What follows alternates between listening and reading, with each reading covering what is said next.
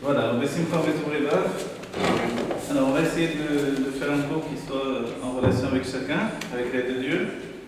Notre cours habituel, c'est sur texte, mais je ne dis pas que c'est facile, donc peut-être on va faire un intermédiaire un petit peu du texte et un petit peu aussi continuer dans la ligne de ce que l'on a fait la dernière fois. Vous savez que notre paracha, c'est paracha Yitro. Ce qui est extraordinaire dans la paracha, c'est que l'on voit que Yitro, alors qu'il s'appelle entre autres Yeter aussi, et plein d'autres noms, on dit pourquoi il s'appelle Yitro, parce qu'il a rajouté une paracha à la Torah. Donc toute une section de la Torah a été rajoutée par Yitro. Et on s'étonne de demander évidemment quelle paracha. La réponse est assez simple, c'est la paracha qui porte son nom, la paracha Yitro. Et c'est vrai que de but en blanc, on se demande déjà comment c'est possible qu'une paracha de la Torah s'appelle Yitro, alors qu'il n'y a pas une seule paracha qui s'appelle Moshe. Donc on dit, bon, Yitro, d'accord, c'est bien, c'est le beau-père de Moshe, c'est du kavod en famille peut-être, etc. Mais voilà, c'est bizarre. A priori, il n'était pas en Égypte, il n'a pas souffert avec le peuple juif. Donc, en réalité, on a l'impression qu'il n'est pas exactement shayach avec le judaïsme qu'on connaît, de ceux qui sont sortis d'Égypte, puisque dès que Dieu va se dévoiler au Sinaï, il va dire Anochi Avayei Elokecha, Asher Hotzeticha Me'eretz Mitzrayim. Je suis l'Éternel ton Dieu qui t'est sorti d'Égypte. C'est la signature, voilà comment Dieu se présente, son curriculum vitae, c'est ça. Son CV à Dieu, c'est ça. Donc, quand on cherche Dieu, ce qu'il a fait de bien, de plus élevé, il a sorti le peuple juif d'Égypte. C'est vrai que tous les sages vont se pencher sur cette question. Quoi, c'est une grande chose pour Dieu de sortir le peuple juif d'Égypte? A priori, c'est pour celui qui a créé le monde. On verra des choses plus grandes que ça, comme tout simplement la création du monde. Qu'est-ce que vous pensez? C'est-à-dire qu'il y a des coups d'État dans la vie qui ont renversé des pays, qui ont fait effectivement que des esclaves ont été libérés ou des choses comme ça. Mais là, nous annoncer, voilà, moi, mon statut, ma qualité, c'est d'avoir délivré le peuple juif d'Égypte. Donc a priori, on peut se dire que c'est petit par rapport à Dieu qui a créé le monde. Et nous, quand on voit le monde, c'est vraiment comme on voit le haut de l'iceberg, mais en fait, la grande partie est dans l'eau. C'est-à-dire que le monde, c'est la finalité de mondes divins qui sont infinis. Dans les termes du Harizal, une infinité de mondes infinis. Donc finalement, quand on voit ce que Dieu a fait, que l'on voit ou que l'on ne voit pas, que l'on prend conscience de l'immensité de Dieu, de la lumière infinie de Dieu elle-même qui se projette à l'infini, on se dit sortir un peuple de l'enfermement, c'est une petite chose pour Dieu. Les sages diront Zoï Midaktana, c'est une petite chose pour Dieu véritablement. Mais de là, on va comprendre également ce qui se passe avec Yitro lui-même. Comment ça se fait qu'on peut donner au mérite d'un homme de prendre toute une paracha pour lui, et curieusement que son nom lui-même est lié au fait d'avoir ajouté une paracha à la Torah. Maintenant, le rabbi nous rapporte assez souvent que le nom de la paracha définit toute la paracha. Donc le nom de la paracha qui va entraîner le peuple juif dans sa définition de peuple juif, puisqu'après Matan Torah, il n'y a plus de retour en arrière. Vous savez qu'avant Matan Torah, celui qui refuse son judaïsme, il peut le refuser, c'est-à-dire il rejette son âme divine. Après le don de la Torah, dès que l'âme divine est venue comme un cadeau donné par Dieu, elle est comme fixée dans le corps, et maintenant elle ne sortira plus. Dès qu'une mère juive a donné un enfant juif, a amené un enfant juif au monde, c'est terminé. Elle a transmis le judaïsme. D'accord? Maintenant il fera ce qu'il veut. Il va monter, descendre, dire qu'il est bouddhiste, dire qu'il est chrétien, qu'il est ci et ça. L'âme juive en lui ne peut pas sortir, à moins qu'on le tue, alors elle est dégagée. Mais tant qu'il est vivant, son âme juive est là en lui. Qui plus est, même après la vie, il continue à vivre dans son âme divine. Donc en fait, l'être juif et l'âme divine sont soudés dès le moment du don de la Torah. On va dire, mais s'il continue à vivre quand l'âme est sortie du corps, alors quel est vraiment le chidouche, la nouveauté du don de la Torah? Puisque celui qui rejetait son âme juive avant le don de la Torah aussi, il pouvait vivre de manière spirituelle dans l'âme juive, mais non pas avec un corps juif. En fait, le don de la Torah, c'est que Dieu a choisi le corps du juif. Il n'a pas choisi l'âme du juif, mais il a choisi le corps du juif. Et pour la simple raison que l'âme elle-même ne subit pas de changement dans les mondes divins. L'âme elle-même, elle est une continuation de la lumière infinie de Dieu. Elle ne peut pas mourir, elle ne peut pas se transformer, elle ne peut pas disparaître, Alors, qu'est-ce que c'est cette âme juive? C'est Dieu lui-même. La définition du Tanya, c'est Chelek Elokam Ima'al Mamash. Une part de Dieu telle qu'elle est dans les mondes divins et qui s'inscrit, dira le Tzemach Tzedek, le troisième rabbi de Lubavitch, dans la Mamash du corps, dans la matérialité du corps. Et dès ce moment-là, l'âme et le corps sont un couple unifié, qui ne peuvent plus maintenant se séparer l'un de l'autre seulement par le fait que l'âme va prendre un chemin différent. L'âme va retourner dans les mondes divins et le corps, lui, va retourner à la matière du monde. D'accord? En fait, ces deux situations-là, de l'âme et le corps qui peuvent également se séparer, ça nous entraîne vers une identité de l'âme à part entière et une identité du corps à part entière. L'âme a une identité divine. Cette identité divine de l'âme, c'est quelque chose qui est relié à sa spécificité par rapport à Dieu. Elle est du divin dans l'expression, tandis que le corps lui-même, lui, il est quoi finalement? C'est ça la grande question. Et c'est au moment de Matan Torah qu'on doit se poser cette question. Ce que l'on a défini immédiatement, c'est déjà un peu de la réponse, et beaucoup de la réponse même. C'est le fait que Dieu, à Matan Torah, dans la Torah, choisit le corps et non pas l'âme. C'est-à-dire que chacun d'entre nous, ce que l'on a de particulier par rapport à Dieu, ce n'est pas notre âme, c'est notre corps. C'est-à-dire que notre corps, lui, je ne sais pas moi, il est peut-être pas terrible, et puis je ne l'aime pas tellement, je ne suis pas tellement beau, et c'est ça, etc., etc. Mais, alors, un enfant c'est bien, il se regarde dans la glace, je suis beau, tout ça, c'est très bien. L'adolescent commence à avoir des problèmes par rapport à la vision que lui renvoie le miroir. L'adulte, lui, il est déjà fatigué. Là, alors il travaille à la restauration de ce qui reste. L'adolescence, c'est le changement avec l'enfant, c'est ça qui le... Exactement. Donc en fait, on va dire, alors, c'est ça ce que Dieu a voulu. En fait, aussi extraordinaire que ça soit, Dieu a voulu le corps du juif. Parce que dans le corps du juif, il y a quelque chose d'extraordinaire.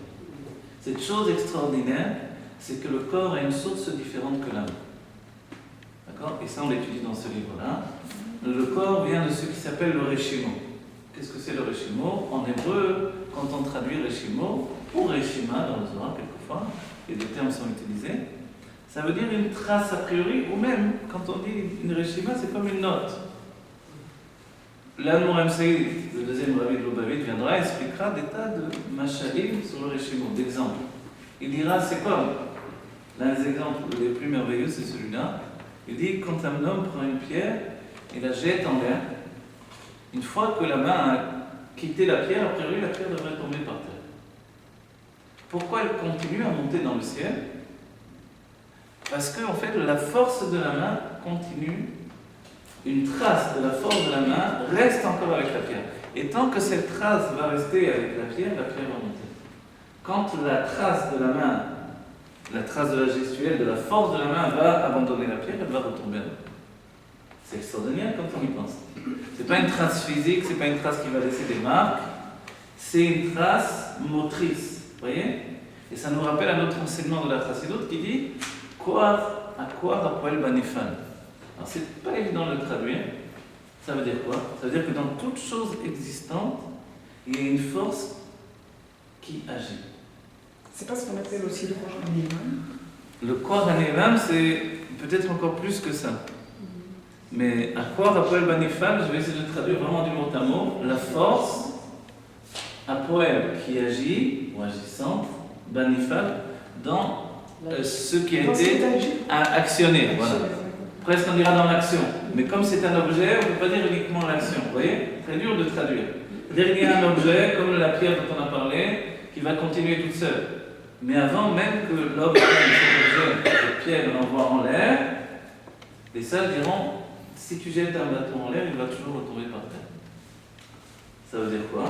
Ça veut dire qu'il y a effectivement ce que la science, depuis Newton, si je prononce bien, a dit le centre de gravité. La gravité elle-même qui fait que tout retombe en bas. Si tout retombe en bas, pourquoi? La réponse de Matan Torah et de la Paracha, c'est que l'essentiel c'est ici. Quoi que je jette en haut, ça va retomber en bas. Les anges n'ont pas de finalité que de revenir ici. Une âme n'a pas de finalité après 120 ans de vie que de retourner dans le monde pour vivre Dieu dans ce monde matériel. Et pourtant, elle se trouvait dans des mondes spirituels extraordinaires. Elle étudiait toute la Torah de manière spirituelle. Et la finalité, c'est ce monde-ci. Et comme celui qui véhicule les sensations de ce monde-ci, c'est le corps, en réalité, à partir du corps du juif, le monde peut commencer à exister. Et la création du monde aboutit au corps du juif. Donc quand un enfant vient au monde, c'est le commencement du monde.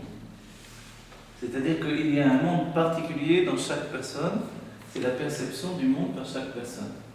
Et l'âme ne perçoit le monde matériel que par l'intermédiaire du corps. Et comme tout doit aboutir à ce qui est en bas, finalement,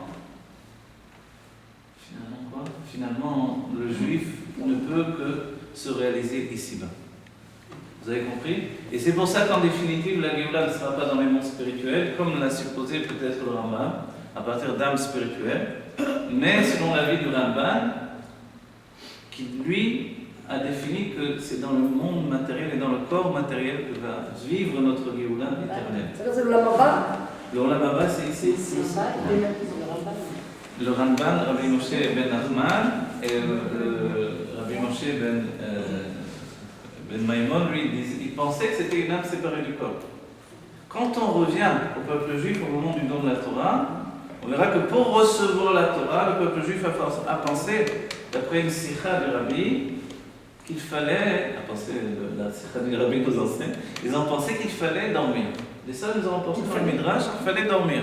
Comment recevoir la Torah? Il vaut mieux dormir pour recevoir la Torah. Oui, c'est pour ça que tous les ans, à Shavuot, de nouveau, on va veiller toute la nuit. Mais ils pensaient qu'il fallait dormir. Pourquoi? Parce qu'ils n'avaient pas comme une solution dans leur conscience. Ce n'était pas pour eux une solution de recevoir l'âme juive et la Torah quand on est éveillé. Vous savez que quand l'Admorazaken s'est retrouvé en prison, alors lui est apparu le Baal Shem Tov et le Maguid de Mezrich. Ensuite, quand il est sorti de prison et qu'il a commencé à diffuser la Chassidoute à la manière qu'on connaît, alors il a eu de nombreux opposants. Les opposants d'avant la prison, d'avant Pétersbourg, c'était les Lituaniens, donc le monde lituanien, vous voyez, qui s'est opposé à la diffusion de la Chassidoute. Ensuite, ça a été le monde de la Chassidoute elle-même. Le monde chassidique, toutes les Chassidouyot se sont opposées à la Noazaken. Comme elles se sont opposées aussi à Rabbi Nachman de Breslev. Il faut préciser que la Noazaken l'a défendu en disant celui qui est cholek, celui qui vient en controverse avec Rabbi Nachman de Breslev, c'est comme s'il est en controverse avec moi. Mais pourquoi alors on était en controverse avec la Noazaken?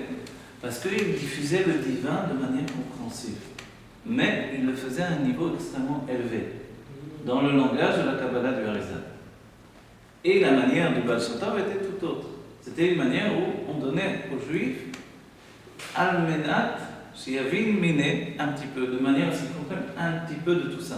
C'est-à-dire, je vais lui donner des machalim, des exemples, et je vais lui expliquer la chose de manière tellement simple et tellement attachée au monde de la matière qu'il va le comprendre, mais comme on comprend, on va dire, par rapport au niveau que va dévoiler l'Admorazaken. Quand j'étais avec des Mekoubalim, des kabbalistes pendant des années, et un Mekoubal un jour m'a dit, parce que moi j'essayais de diffuser au maximum la Chassidoute pour les Mekoubalim, donc il utilise, c'était des Rashi Yeshivot, et eux-mêmes ils enseignaient beaucoup, ils écrivaient des livres, alors j'essayais de leur donner au maximum. Et un Mekoubal une fois m'a dit, mais c'est trop compliqué pour les gens. Les gens, ça leur fait peur. Il m'a dit, quand on compare la Chassidoute en général par rapport à la Chassidoute Rabbah, ça c'est la maternelle et ça c'est l'université. Vous voyez? Qu'est-ce que ça veut dire? Ça veut dire que d'après le Baal Shem Tov, le monde était encore dans un état où il venait après d'être réveillé de l'évanouissement. On ne pouvait pas directement lui donner de s'asseoir à l'université pour étudier la Kabbalah, la manière de l'âme juive, dans l'intellect, selon le langage du Harizal. C'était trop difficile. Vient la Noazaken, les Chassidim, qui seront des milliers de Chassidim, et entre autres choses, des Lituaniens vont devenir des Chassidim Chabad. Ceux qui étaient opposés finalement au dévoilement de la Chassidoute en général vont devenir les piliers de la Chassidim Chabad. Et la Noazaken vient lui-même du monde de Lituanie, et il est appelé lituanien par les Chassidim. En fait, ceux-là vont trouver dans la Chassidoute quelque chose de nouveau. Qu'est-ce que c'est cette chose nouvelle? Moi je me rappellerai toujours, les Mekoubalim, quand ils voyaient les Chabadnikim, ils disaient oui, c'est sympathique, ils font des mitzvot, tout ça, Mifsaïm, ils racontent des petites histoires comme ça, c'est sympathique. Moi je disais, allez, venez, on va s'asseoir un peu étudier. Comme au début ils ont beaucoup d'orgueil, alors je disais, je comprends pas bien, tu peux t'asseoir et étudier avec moi. Et après ils étaient tellement bouleversés par ce qu'ils étudiaient que d'abord ils ne comprenaient rien. La plupart du temps, vraiment, ils ne comprenaient même pas le chat de ce qu'il avait écrit. Et après, c'était un tel bouleversement qu'ils ne savaient plus quoi faire, s'ils devaient abandonner la Kabbalah et se retransformer, reconvertir comme Yitro. Alors en fait, C'est plus compliqué que la parce que Kabbalah. c'était d'un certain point de vue complètement, entre guillemets, converti à l'esprit du Harizal. Et reconvertir, maintenant pas le terme guerre, c'est pas du tout dans l'idée, mais bien que je l'ai associé à Yitro, je vais dire pourquoi. Parce qu'en fait, pour eux, c'était comme recommencer tout leur point de repère. Il faut savoir que chez les Mekoubalim, après le Harizal, il n'y a plus personne. Après le Harizal, c'est des bouches-trous, c'est sympathique, c'est bien, mais ça n'a rien à voir avec le Harizal. Donc évidemment, ils n'ont pas la même considération que l'on peut avoir nous pour le Baal Shem Tov, pour les tzadikim qui viennent après le Harizal.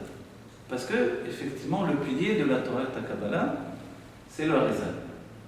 Et que cette personne ne vient a priori objecter le Harizal.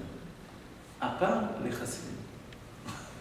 Et ça, il est enseigné, ça je l'ai reçu je l'ai entendu de Rav Gizbo, le fait que les Chassidim, et après je vous dirai la source que j'ai découverte moi-même, les Chassidim vont dans leur comportement contredire des écrits, on dit Mefourachim du Harizal.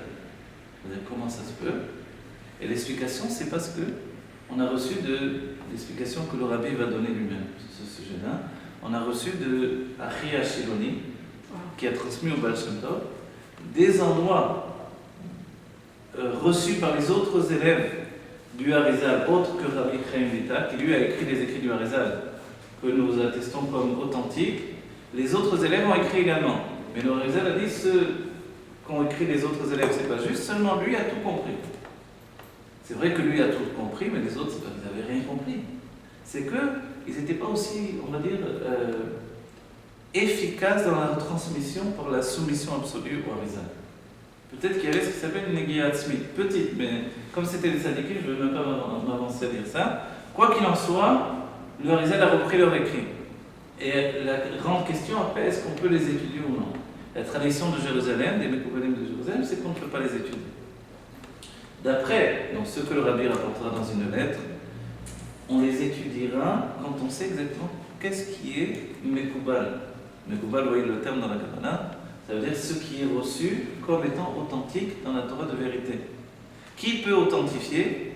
Toute la Kabbalah vient de Eliyahu Hanavi, qu'il a transmise à Rabbi Shimon Bar Yochai, à d'autres tzadikim auparavant, au Harizal. Essentiellement, le bord de la Kabbalah, c'est Eliyahu Hanavi. La Chassidut, le dévoilement de la Chassidut par le Baal Shem Tov, viendra de Achia Shiloni, qui est le maître de Eliyahu Hanavi. Achia Shiloni, on ne le connaît peut-être pas beaucoup, c'est vrai, mais dans le Zohar, il est écrit qu'il est le plus grand Navi après Moshe Rabbeinu. Alors on va dire comment ça se fait qu'il n'est pas autant connu, pourquoi il est pas. Ce qui est sûr, c'est que sa Metifta, sa yeshiva dans les mondes divins, c'est la plus grande ou l'une des plus grandes yeshivot qui soit. Et tous les tzadikim veulent à tout prix rentrer dans sa yeshiva. C'est-à-dire que nous, peut-être aussi, quand on dort la nuit, on veut aller à tout prix, je ne sais pas si on est reçu, si moi je suis reçu, ou si on me dit, peut-être si tu viens faire le ménage, on va te laisser rentrer, écouter un petit peu. Mais comme il n'y a pas beaucoup de saleté là-bas, alors je ne sais pas si on va me laisser rentrer. Donc en fait, on a attesté par Achia Shiloni des passages des élèves du Harizal que l'on peut prendre et qui sont véritables. Et ces passages-là vont donner quelquefois des controverses aux écrits du Harizal de Rabbi Chaim Vital. En quoi ça nous touche directement? Ça nous touche directement parce que grâce à ces écrits-là, la Chassidut Chabad peut parler de ceux qui se trouvent avant le Tzimtzum. Il y a après le Tzimtzum et avant le Tzimtzum. Le Tzimtzum, qu'est-ce que ça veut dire en hébreu quand je traduis? Ça veut dire diminuer, concentrer, effectivement. Maintenant, on va donner la traduction écrite dans les livres de Kabbalah. La traduction s'apparente au fait de Silouk. Silouk, c'est retirer. A priori, d'après le sens simple des écrits du Harizal, donc des écrits du Harizal, ça veut dire les écrits de Rabbi Chaim Vital, son élève soumis et vraiment identifié à sa parole. Donc Rabbi Chaim Vital laisse penser naturellement que Dieu s'est retiré et qu'on se trouve dans un monde où Dieu n'est pas présent. D'accord ? Évidemment, cette pensée-là, ce n'est pas lui qui l'a expliqué, explicité, parce qu'il n'a pas expliqué ses écrits, mais il a écrit de telle manière que l'on pense effectivement de cette manière-là. Comme ça, le Hari l'a expliqué. Alors le Hari, lui, l'a expliqué pour être transmis par son élève de cette manière-là, mais quand finalement, grâce, entre autres choses également, aux écrits des autres élèves du Harizal, entre autres Rabbi Israël Sroug et d'autres livres qui vont parler d'autres situations comme ce qu'on a commencé à aborder, le Reshimo, etc., en réalité, la Nourazaken écrira dans le Tanya que de grands Mekoubalim se sont trompés, et entre autres choses, le Gaon de Vilna s'est trompé lorsqu'il a pensé que Dieu s'était retiré effectivement. Et qui plus est dans le luminaire. C'est-à-dire que quand on parle de Dieu, il y a deux niveaux. Le luminaire lui-même, qui est la source de la lumière, ou la lumière elle-même. Ce que je vous explique, c'est l'explication du Rabbi lui-même. En quelques lignes, le Rabbi explique ce qui est dans d'autres livres, des pages et des pages et des pages. En fait, donc, quelle est la vision de la Chassidut ? Le Tzimtzum veut dire le voile. Dieu s'est voilé. Mais il est aussi présent qu'aujourd'hui. Quand j'étais encore très jeune, le Délon Péot, tout ça. Quand j'ai commencé à étudier tout ça, ces notions-là, au tout début, j'ai été voir le Rav Ofen pour lui demander, parce que comme j'ai vu qu'il y avait de nombreuses controverses sur le Tzimtzum, je voulais savoir. Et je me rappelle, c'était à la chou, bon, la première minute, je le dérange pas. Parce qu'il était en train d'étudier avant la prière, et il n'a pas trop aimé que je le dérange pendant la prière, mais quoi qu'il en soit. Vous voulez le voir ? Hein? Non, je veux juste vous faire. Après, si vous voulez, mais je veux juste vous montrer ce qu'il a fait exactement. Il a dit comme ça. C'est Hein? celui qui a écrit le livre Tahilou et qui a été. Non, Rofen, c'est un chassid, le rabbi très attaché au rabbi, un chiviste, etc. Le Rav Ofen, c'est. Ofen, ouais.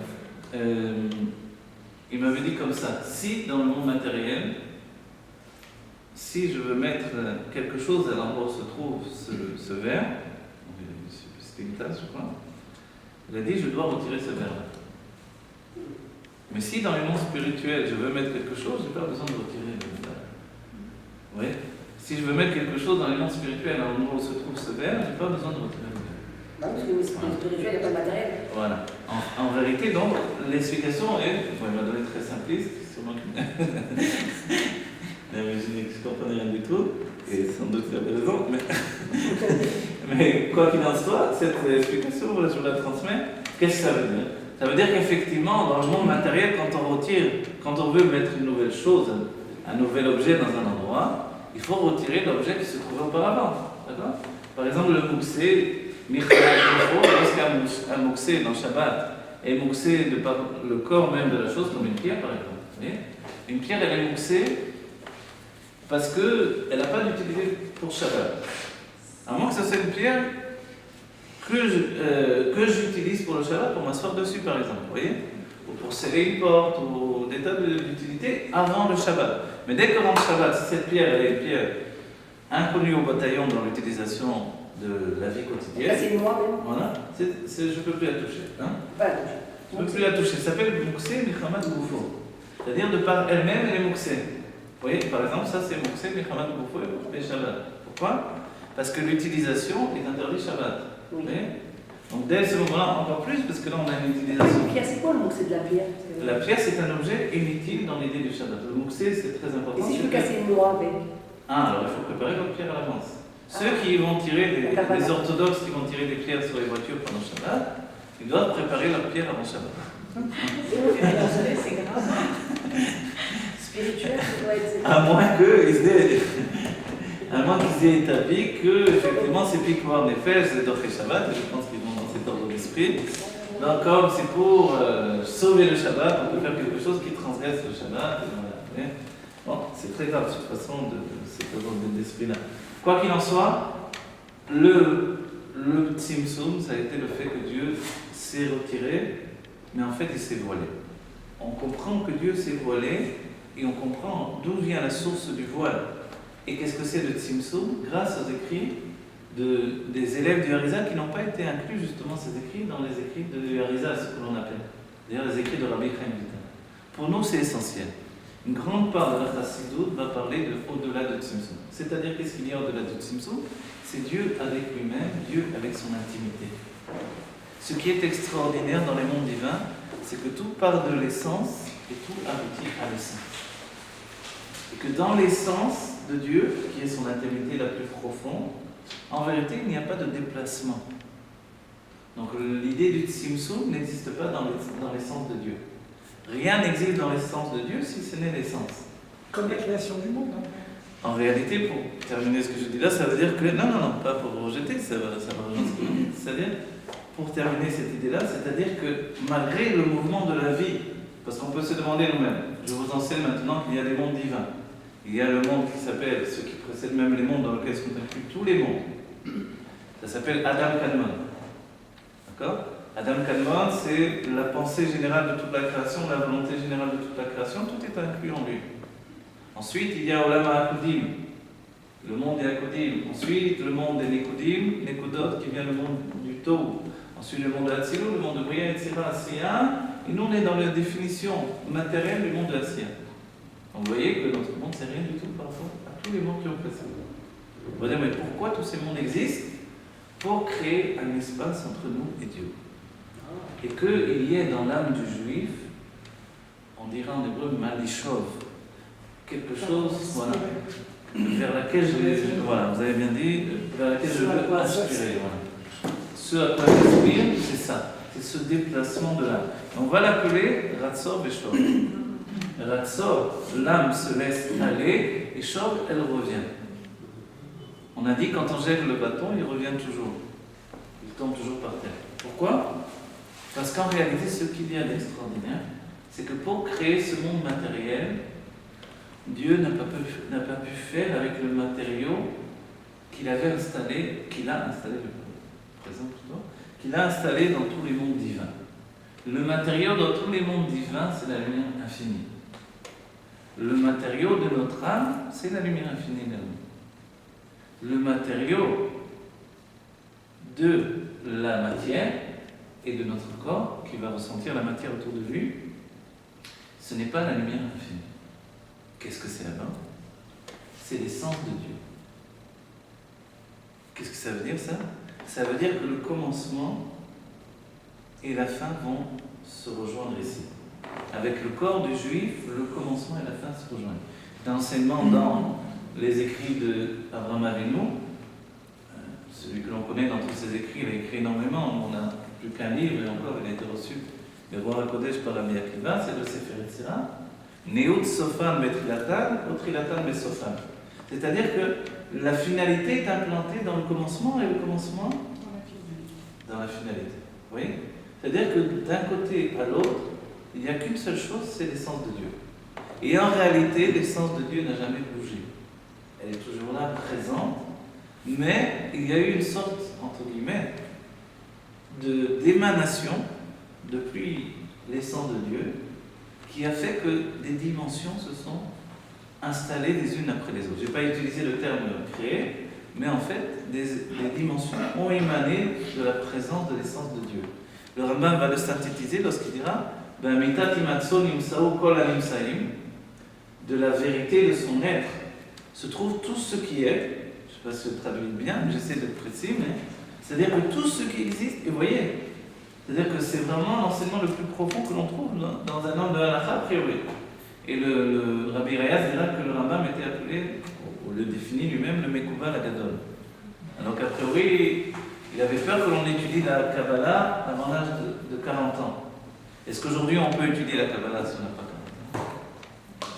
Moi j'ai 41 ans. Après 40 ans. À 40 ans, longtemps que j'ai eu la barbe blanche, c'était pour me permettre d'étudier la Kabbalah. J'ai eu un élève qui était, qui est, je ne sais pas trop, parce que...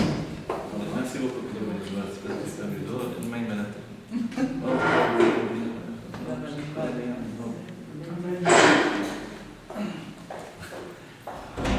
mettre mon verre, j'ai besoin de sortir l'autre verre.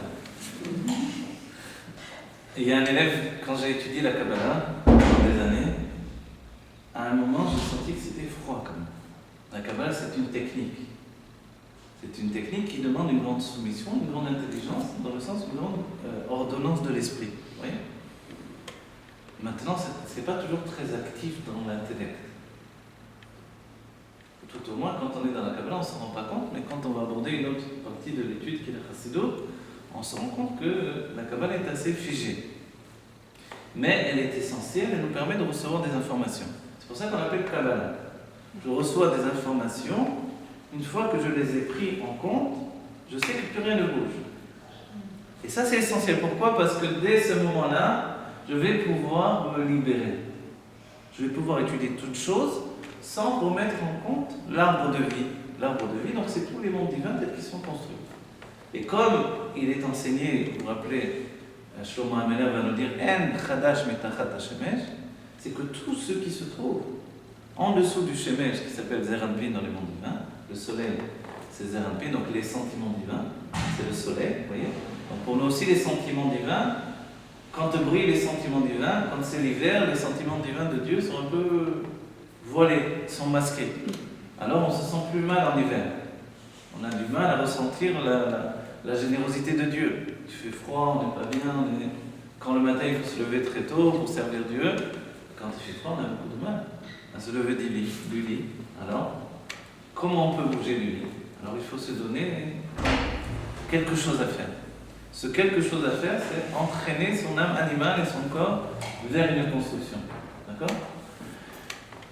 Tout ça, ce que je veux dire en définitive, là je vais rattraper, j'espère, ce que j'ai laissé en suspens, c'est que la Torah nous a été donnée pour établir un pont entre notre situation dans ce monde matériel et notre âme telle qu'elle se trouve dans les mondes divins. Mais notre âme dans les mondes divins, elle est juste le commencement de nous-mêmes. La finalité de nous-mêmes, c'est ce que nous sommes dans notre corps. Ce corps que l'on n'aime pas, qui a froid, qui est fatigué, qui ne veut pas se lever du lit, qui est lourd, etc., qui m'empêche finalement de m'épanouir comme un oiseau merveilleux, etc. Alors des fois j'ai l'impression que je suis comme un hippopotame de d'être cet oiseau merveilleux. Qu'est-ce que c'est ce corps-là ? Ce corps est enraciné dans l'essence de Dieu. Dans les mondes divins, quand on l'attache dans les sources, la source même du corps, il vient de ce qui s'appelle le Réchimo. Et le Réchimo, qu'est-ce que c'est ? Le Réchimo, c'est la trace, c'est le plan de la création avant que le monde ne soit créé. Dieu a établi un plan. Avant que le monde ne soit créé, ce plan s'appelle le Réchimo. Mais ce plan était voilé par les lumières divines. La lumière divine se répandait à l'infini. C'est comme tout va beau, le Réchimo ? Non. Ah. Le Tohu ne pouvait pas exister, les mondes divins ne pouvaient pas exister, rien ne pouvait exister tant que la lumière infinie n'était pas... Ah, c'est avant ?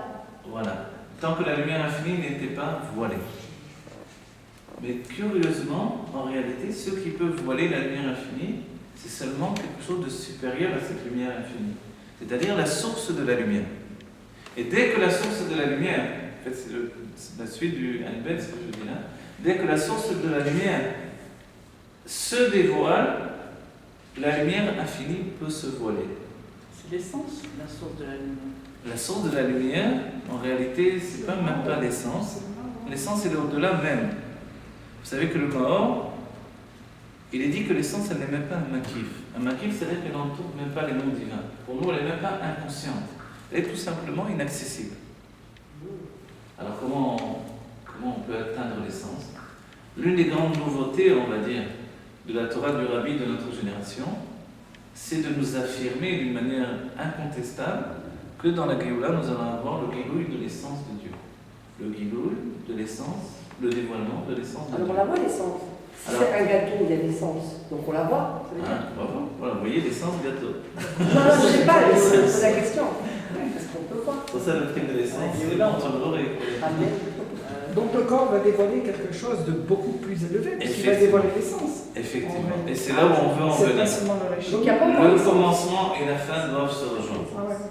Regardez, on va reprendre On voit quand. tout ce que l'on dit là, évidemment. Hein, j'ai voulu aujourd'hui l'attacher à la paracha en particulier pour pas qu'on passe à côté des choses. Je vais revenir, je vais vous expliquer Le plus corps qui va précisément. dévoiler quelque chose ou c'est l'âme qui va prendre plus de place autour du corps? Non, c'est le corps qui va dévoiler quelque Tu vas chose. adorer là. Jusqu'à présent, le corps, on a dit, c'est une grosse catastrophe, mais dans la Géoula, va se dévoiler pour Ça ça. fait le moment que ça arrête aussi. Ouais, c'est ça. Exactement. En réalité, on a dit, le rabbi nous dit que dans la Géoula, il va y avoir, dans la Géoula aujourd'hui même, à cet instant, il va y avoir le dévoilement de l'essence de Dieu. L'une des autres, on va dire, affirmations du rabbi qui est essentielle, c'est que la mort n'existe pas. D'accord? Si on veut l'étudier dans les écrits du rabbi, c'est en long, en large, en travers. De là, effectivement, les chassidim disent que le rabbi n'est pas mort. Mais l'enseignement du rabbi, c'est pas juste que le rabbi n'est pas mort, parce que le rabbi ne peut pas mourir. On n'a même pas ça. Il y a Moutou Velo Bechokma. Ils mourront, mais pas dans la Chokma. Ceux qui ont atteint le niveau de Chokma, de la sagesse divine, ne peuvent pas mourir. On dit B'tahayim. Voilà. Alors d'autres viendront et diront, évidemment, on parle de l'âme.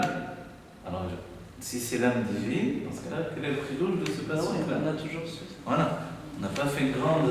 C'est le corps qui Alors jusqu'à présent, on a pensé effectivement que tout le monde continuait à vivre dans l'âme, et personne n'avait de difficulté avec ça. Et là, on a dit qu'il est la lumière infinie. Aujourd'hui, ce que le rabbi affirme, c'est que le corps du juif est immortel. On va dire, alors pourquoi quand même il y a encore des dévoyantes que Dieu préserve? Pourquoi il y a encore des tas de choses? Parce que ce n'est pas rentré dans la conscience.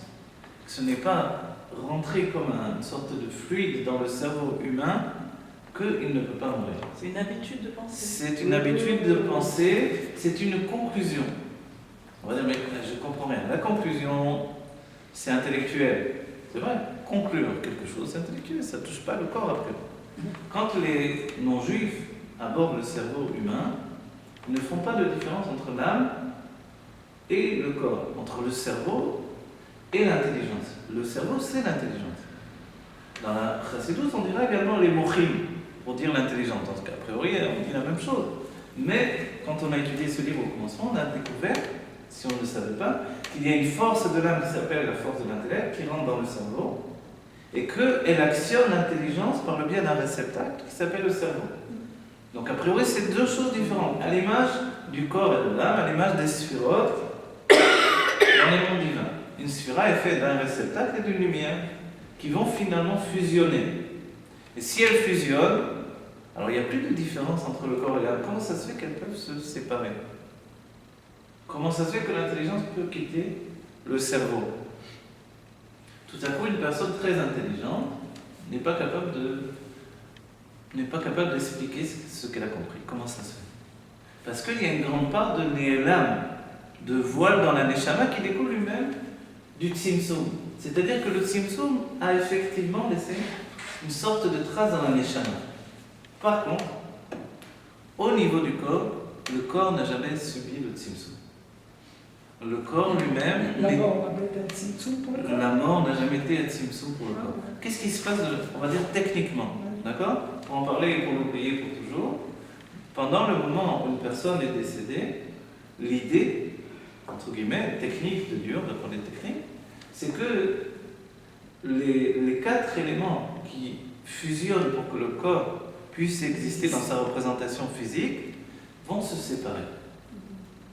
Quand les quatre éléments vont se séparer, alors le corps petit à petit va atteindre le dernier élément de base, le plus bas. Il ne va rester que la poussière. Les quatre éléments, c'est voilà, le feu, l'eau, l'air et la poussière en dernier lieu. Quand on étudie le Sefer Yetzirah, on voit que la poussière n'est pas toujours prise en compte. Pourquoi? Parce que dans un certain point de vue, elle est quelque chose de beaucoup plus négatif. Parce qu'elle est dans un état inerte. Vous vous rappelez, dans le niveau de l'âme, on dit le domem, somea, chaim, medaber. Donc le domem, c'est l'immobile en hébreu qui veut dire le minéral. Le minéral, a priori, il est là, il ne bouge pas, il est immobile. Si le corps est comparé au minéral, c'est que son élément essentiel qui ne peut pas disparaître, c'est la poussière. Comme le dit le Passouk, on vient de la poussière, on retournera à la poussière. Le Baal Shem Tov a dit, je peux monter avec mon corps dans les mondes divins comme Eliyahu Hanavi, mais je préfère rejoindre la poussière pour exécuter le Passouk. Il était tendance suicidaire. Si moi je peux rentrer, il y a des tzadikim, on dit la mère de Moshe est rentrée avec son corps dans le Gan Eden. Alors si c'est possible, j'y vais. Pourquoi je vais... Non. On ne peut pas faire comme Hanor, comme Eliyahu Hanavi, rentrer avec son corps dans les mondes divins, c'est beaucoup mieux. Pourquoi passer par la poussière, dormir sur la terre? Parce qu'il y a quelque chose de plus grand. Qu'est-ce que c'est cette chose beaucoup plus grande? L'Admor Hazaken nous dira, il nous dira que je ne veux pas de tes dévoilements. Je ne veux pas de ta lumière, sous-entendu même ta lumière infinie, je te veux toi. Comment on peut avoir lui, Dieu, uniquement par le corps? C'est par le corps que l'on peut avoir Dieu uniquement. Et c'est là la grandeur de ce monde matériel où on se trouve, qui nous fait, entre guillemets, tellement souffrir, on va dire. D'accord? Au quotidien, il nous fait souffrir. Pourquoi? Parce que on a ce qui s'appelle les languissements de l'âme, les gagoïm de la Neshama. Et plus on étudie la Torah de vérité, plus on découvre la source de l'âme, et plus les gagoïm sont grands. Et moins ils nous laissent de tranquillité, de repos. Alors en vérité, c'est pour ça que les sages nous disent Marbe d'âme, Marbe machor. Tu grandis ta conscience, ta connaissance, tu grandis ta douleur. Ça va être plus difficile de vivre dans ce monde. Qui vit bien dans ce monde finalement? Ces gens, voilà, Vous l'arrêtez alors. les ignorants, c'est vrai. Vous l'arrêtez, c'est pour souffrir. Les gens qui vivent leur vie matérielle, etc., ils ont gagné un peu d'argent, ils sont contents, et ceux qui sont uniquement dans le monde matériel vivent mieux que ceux qui sont dans les deux mondes à la fois. Or, le destin du juif, c'est d'être à la fois dans les deux mondes. Un monde spirituel et un monde matériel. Et comme on est un mémoutsa, un intermédiaire entre les deux mondes, nous sommes deux entités soudées l'une à l'autre. Quand Dieu va organiser le couple, on va retrouver la même situation, deux êtres séparés, différents qui vont devoir vivre ensemble. C'est pour ça que les sages diront que le corps et l'âme, c'est comme le mari et la femme. Vous voyez? C'est comme les Neshamot, elles vivent ce qu'on vit. Exactement. La Neshama va commencer à vivre ce que l'on vit dès le moment où elle s'attache. Même ceux qui sont plus de ce monde, ça veut dire.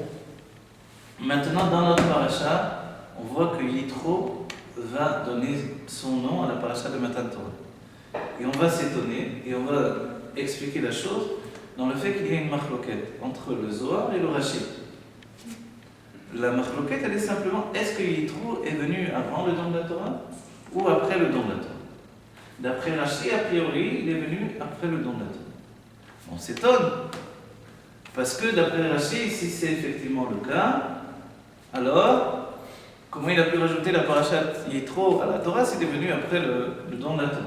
Le Zohar dira, non seulement c'est évident qu'il est venu avant le don de la Torah, mais il ne pouvait pas y avoir de don de la Torah sans Yitro. De là, le nom de la paracha qui veut dire Yeter, un rajout. Une paracha a été rajoutée par cet homme-là. Quelle est la paracha rajoutée par cet homme-là? En fait, regardez ce qui se passe dans notre paracha, c'est extraordinaire. C'est que tout le peuple juif, tous ces juifs qui sont sortis d'Égypte, et lequel ce peuple juif, finalement Dieu va signer, je suis l'Éternel qui t'est sorti d'Égypte. Il est dit dans les écrits du Harizal et dans le Zohar qu'effectivement tous les juifs ne sont pas sortis d'Égypte.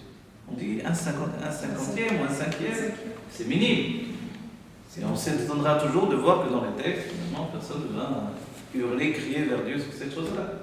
Le Zohar nous donnera la réponse, il nous dira que c'est vrai, tous les corps ne sont pas sortis, mais toutes les âmes sont sorties. Donc jusque-là, on peut dire qu'on fonctionne au mode d'avant le don de la Torah, c'est-à-dire que Dieu, pour l'instant, n'a pas choisi les corps. Il a choisi les âmes, donc les âmes sont choisies par Dieu. Les corps peuvent mourir en Égypte, dans la plaie de l'obscurité, de nombreux juifs sont morts. On va dire que c'était l'une des raisons de la plaie de l'obscurité pour que les Égyptiens ne voient pas cette chose-là et ne disent pas « Ah, mais voilà, vous aussi vous mourrez. Il n'y a pas que nous finalement, il y a aussi une plaie pour vous. Ouais. » Donc dans l'obscurité, personne n'a rien vu.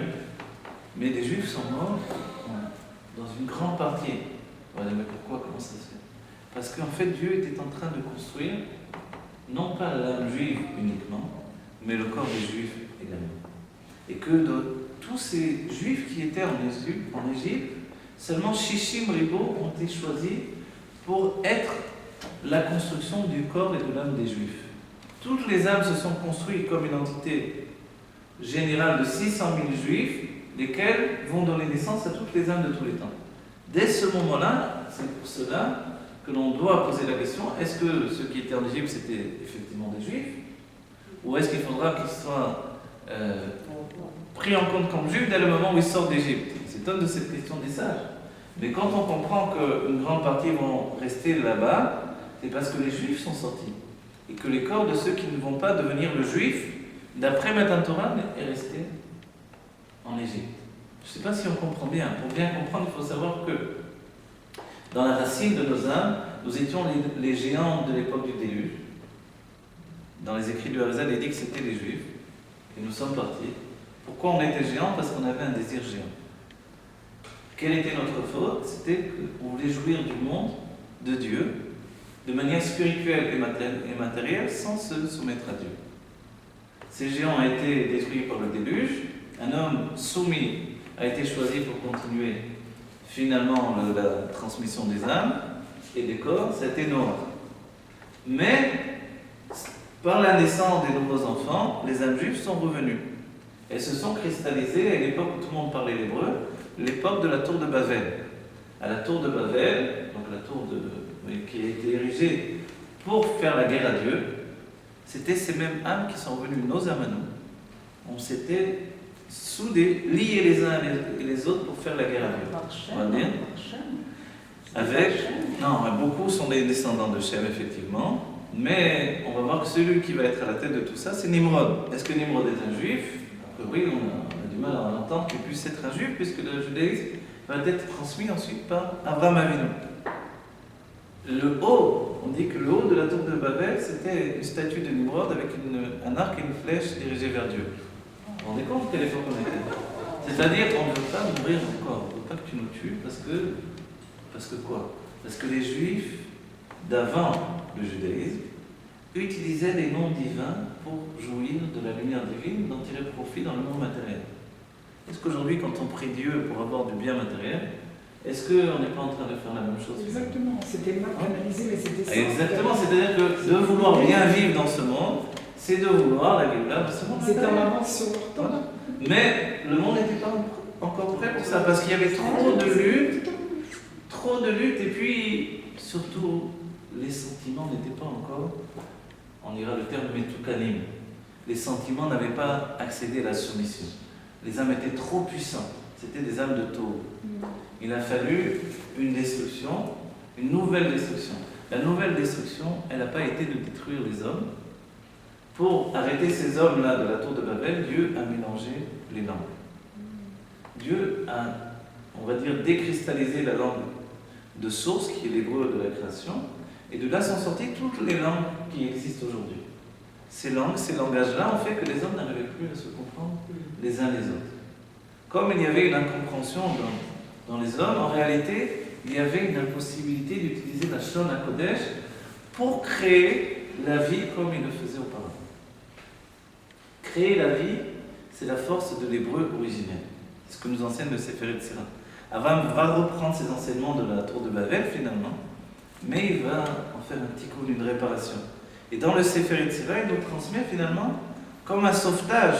C'est à nouveau comme Noir qui va sauver une famille qui va devenir l'humanité. Lui, il va sauver la connaissance d'avant la tour de Babel, qui faisait que les hommes avaient effectivement cette connaissance et étaient capables de créer la vie comme Dieu lui-même. Vous voyez? C'est-à-dire que quand il crée une tour pour enfermer la Shrina, la présence divine, c'est-à-dire on peut tomber sur la tête, non? Comment on peut faire une chose pareille? Ces tours de pierre étaient faites avec des pierres qui étaient liées à des otiotes, à des lettres. Et ces lettres avaient le pouvoir, dans la Shon HaKodesh, d'enfermer la Shrina, et ils obligeaient le fiancé de la Shrina à s'unir avec elle et à donner de la vitalité à l'infini. Il voulait carrément le gagner. Voilà. Il vous avait fait, dira nous hommes, une sorte de grand concours. Il suffisait d'ouvrir le robinet, on tirait de l'eau. Et puis moi, j'avais pas besoin de me soumettre à Dieu, pas besoin de faire ces commandements, de faire quoi que ce soit, même d'avoir le don de la Torah, de faire les 7 méthodes de Miné Noir. C'est ce que je voulais. Et en réalité, Dieu ne voulait pas de ce monde-là. Le monde n'était pas prêt encore pour que l'homme puisse profiter de la lumière divine, des bienfaits de Dieu, de manière à vivre au quotidien avec cette lumière-là. Pourquoi? Parce que le corps n'était pas encore soumis à Dieu. Pour soumettre pendant le corps à Dieu, il a fallu l'esclavage de l'Égypte. Quand on a travaillé comme je vais dire le terme, on a travaillé comme des esclaves, en Égypte, on a travaillé du commencement du jour à la fin de la nuit, etc. On dit 1007 depuis la sortie du soleil jusqu'à ce que là, voilà, 1007 voilà. On n'arrêtait jamais. Pourquoi? Parce qu'on était en train de construire notre corps. Un corps qui soit capable de recevoir la lumière divine et de ne pas être corrompu. Comme les anges du début du monde ont été corrompus, les hommes sont vite corrompus. Pourquoi en réalité? On comprend rien dans cette histoire-là. Quelque chose qui nous manque, un élément. L'élément manquant, c'est que le corps est beaucoup plus élevé dans sa source que l'âme. Et qu'il ne veut pas se soumettre à l'âme. Et c'est pour ça que Dieu va occasionner les 10 plaies d'Égypte. Pour que le monde matériel, et à la tête du monde matériel Paro, et les écrits du Zohar, du Harizal et les écrits de la Chassidut, entre autres, le Dvar Malchut de Parashat Bo, nous disent que Paro, lui, son nom, donc Pharaon en français, son nom, ce sont les lettres de Afar, la poussière. Et la poussière, en fait, dans l'élément de poussière se trouve l'essence de Dieu, qui ne se trouve pas dans tous les mondes divins. Or, l'âme divine vient des mondes divins, et la Torah va nous venir des mondes divins également. Comment finalement la poussière qui renferme l'essence de Dieu, et qui a occasionné depuis le début du monde que la poussière a désobéi à Dieu. Vous vous rappelez? Dieu a dit au monde de faire, il a dit à la terre de laisser pousser un arbre fruit qui va faire des fruits, et la poussière a fait un arbre qui va faire des fruits. Il n'était plus un fruit lui-même. Et elle a désobéi à Dieu. Qu'est-ce que ça veut dire ça? Ça veut dire qu'il y a dans la poussière quelque chose qui n'est pas l'ordonnance de Dieu. Comment? Il y a un seul Dieu. Oui, mais il y a un seul Dieu dans deux aspects de définition de sa lumière et de son expression. Il y a ce qui est la projection de sa lumière qui s'appelle le En-Sof, qui va aboutir à l'âme divine. Et il y a la présence de Dieu de manière absolue, comme l'a dit le Ramban, il est sans aucune transformation. Quand on voit notre corps, les chassidim avaient l'habitude de dire Avati shanim venishati utabem. J'ai travaillé des années, et à l'époque de la Morazaken, ils travaillaient vraiment dur, ils se privaient de tout ce qui pouvait leur donner du plaisir dans ce monde. Et finalement, en conclusion, je suis resté la même BM. Je suis resté le même animal. Comment ça se fait? Comment je peux dire ça? C'est-à-dire, au bout du compte, la Morazaken nous dira que c'est un chemin long et court. À la finalité, c'est vrai que je vais y arriver. Mais en chemin, je me rends compte que je n'ai pas bougé d'un poil. Je n'ai pas bougé du tout, je suis toujours aussi grossier finalement. Qui plus c'est, plus je grandis le dévoilement divin, plus ma grossièreté grandit en même temps. Ça veut dire ça. Alors je ne vais jamais me raffiner. C'est-à-dire que l'âme animale profite en même temps que l'âme divine et le dévoilement divin. Donc elle grossit comme quelqu'un qui mange beaucoup. Finalement, elle va s'engraisser. Elle s'engraisse de manière spirituelle également. De là, ceux qui étudient la Torah peuvent être très orgueilleux et avoir beaucoup de yesh, un sentiment de connaissance qui fait qu'ils connaissent tout, et puis, voilà, etc., etc. En réalité, tout commence et tout finit avec notre paracha. S'il a fallu les 10 plaies d'Égypte pour soumettre Paro et le monde matériel, c'était de manière à enlever la xéra qui empêchait la lumière divine de venir fusionner avec le monde de la matière. Le monde de la matière devait recevoir la lumière divine, mais le monde de la matière ne voulait pas de la lumière divine. Pourquoi? Parce que la source de la lumière divine vient de l'essence de Dieu, et dans le monde matériel, il y a l'essence de Dieu. Donc alors pourquoi prendre moins que ce que j'ai déjà? L'une des explications, c'est que le dévoilement, pendant tout le temps de l'exil, ne pouvait pas être le dévoilement de l'essence.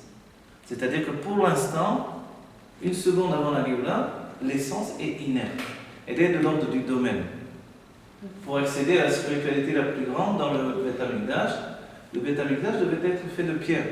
Parce que dans les pierres, effectivement, il y a l'essence de Dieu, quelque chose qui est immobile. Il est immobile, donc en fait, il ne subit pas de changement. Et c'est pour ça que dans les pierres du côté, qui est juste l'enceinte extérieure du Beth Amikdash, les murailles de Jérusalem qui sont liées au Beth Amikdash, finalement, l'Ozaza Ashkina met à côté la Maravi. La Shkina n'a pas bougé de là-bas. On va dire, comment ça se fait qu'elle n'a pas bougé de là-bas? De la même manière qu'elle pouvait être enfermée dans la tour de Babel, elle ne bouge pas non plus du côté de la Maravi. Voyez? Donc en fait, des pierres peuvent effectivement enfermer la lumière divine. Mais ce n'est pas une nouveauté pour nous, parce que notre corps qui est fait de poussière, il enferme la lumière divine de l'âme. Comment ça se fait qu'il subit des changements? Il subit des changements parce que justement, à l'image du cerveau, il y a une fusion entre le corps et l'âme. Et cette fusion, qui est au départ incompréhensible pour l'âme, en fait, petit à petit, l'âme va découvrir la grandeur du corps. Elle va, au début, elle va juste le... Vous savez comment on dit Tester. Pas tester ce que je voulais dire, juste envisager, voilà. La grandeur du corps par certains aspects, elle s'aperçoit que comment, de toutes les manières, elle peut supporter une lumière infinie. Première question. Comment un corps limité, matériel, peut supporter une lumière infinie? Shlomo Amener a posé la question par rapport au Beth Amikdash. Comment une maison, belle, pas belle, une maison, elle va pouvoir supporter la lumière infinie? Avec ses limites. Avec ses limites. En réalité, la réponse, comment ce monde peut supporter l'essence de Dieu? Vous savez, la réponse c'est quoi? C'est que justement la question et la réponse ne font qu'un. C'est que l'essence de Dieu, elle n'a pas de mida, elle n'a pas de mesure. Elle n'est pas ni grande ni petite. Elle est, c'est tout. Comme le corps n'a aucune... C'est l'infini. Hein? C'est l'infini. C'est l'infini à un niveau supérieur. L'infini, c'est une projection. L'infini, c'est une projection. C'est devenir. Le corps, il est.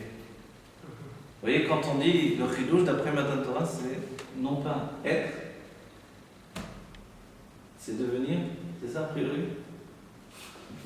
A priori, ça a l'air d'être ça. En fait, non. Le chidouche d'après Matan Torah, c'est vraiment l'être. Or, devenir, qu'est-ce qui fait, qui apporte le devenir au peuple juif? C'est Yitro. Yitro, il apporte le devenir, et le peuple juif est. Comment c'est possible? On va voir la chose aussi de manière inverse. C'est dafka seigneur de Yitro. Yitro, lui, il entraîne finalement ce choix personnel de l'être humain. Il fait état de la situation d'avant le don de la Torah. Et pour amener le don de la Torah, Dieu a besoin également de faire ce qui s'appelle une itatsmut, essentialiser tout ce qu'il y avait auparavant. Pour essentialiser tout ce qu'il y avait auparavant, il a fallu le cristalliser dans un seul personnage, Yitro. Yitro, c'est celui qui a cherché toutes les idolâtries du monde. Il a cherché à rencontrer, à connaître Dieu de partout. Il a fait ce qui se faisait à Matan Torah comme Abraham Avinu a priori. Sauf qu'Abraham Avinu n'a pas fait Avodah Zarah. Mais lui, il a même essayé. Il a testé pour nous telle idole, telle idole, telle idole. À la fin, il arrive à Matan Torah, il dit une phrase qui est dans notre paracha, qui gadol avaye mikol haelokim. Car Dieu est plus grand que toutes les Il n'y idoles. avait pas le hasard. Voilà. Et a priori, entre nous, un juif qui vient de ça, on lui met un coup sur la tête et dit: tu n'as pas honte de parler comme ça? C'est ça. Comment ça se fait alors qu'on avait besoin de cette phrase-là pour donner le don de la Torah? Parce que lui cristallisait en fait toute l'intelligence humaine. Et quand l'intelligence humaine capitule devant Dieu, en fait, on peut dévoiler quelque chose qui la dépasse totalement. Et en réalité, comme l'intelligence humaine a sa source dans l'infini divin, donc en réalité pour nous dans l'âme divine, comment elle peut capituler? Seulement quand finalement quelqu'un qui fonctionne avec ce qui s'appelle le monde, la source même du monde, vous voyez, quand l'intelligence vient dire là je capitule, c'est au-delà de mes possibilités, alors peut commencer le dévoilement de l'essence de Dieu. Mais le dévoilement de l'essence de Dieu depuis le don de la Torah, il était masqué. On a eu le dévoilement de l'âme divine, mais en réalité, en même temps que ça, est né le judaïsme. Qu'est-ce que le judaïsme?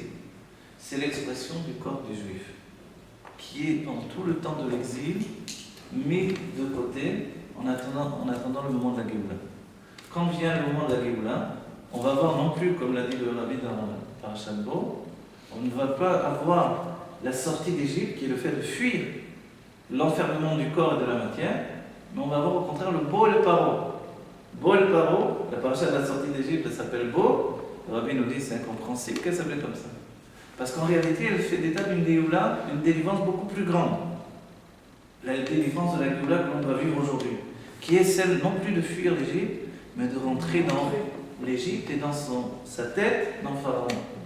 Et comme lui, ce sont les lettres de A à Fa, on rentre dans la poussière du monde et rencontre l'essence de Dieu. Et c'est là où en fait, notre Géoula aujourd'hui, ça ne va pas être l'âme qui va fuir le corps comme au moment de la sortie d'Égypte, c'est ce qui s'est passé finalement.